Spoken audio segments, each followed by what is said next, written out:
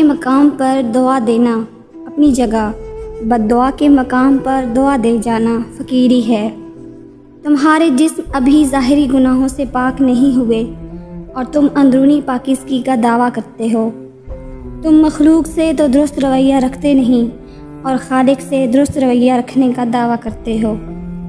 انسان پر کئی طرح کا بوجھ ہوتا ہے۔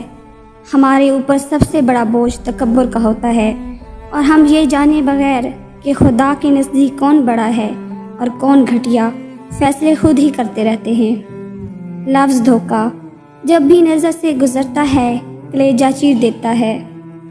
پرندے جب کھاتے ہیں ان کا سر جھک جاتا ہے، اور جب پانی پیتے ہیں تو ان کی نگاہ آسمان پر اٹھ جاتی ہے۔ یہ عاجزی اور شکر گزاری کی خوبصورت مثال ہے۔ اللہ ہمیں عاجزی اور شکر گزاری عطا فرمائے، آمین۔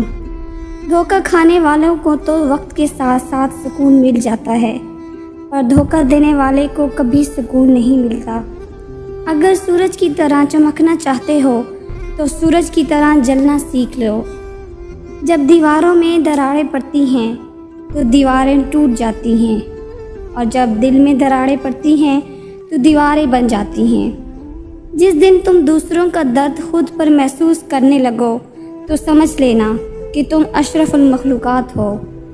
صبح صبح اخبار کی جگہ اگر آپ قرآن مجید کے مطالعے کا معمول بنا لیں تو معلوم ہوگا کہ اصل کام کی خبریں تو قرآن مجید میں ہیں۔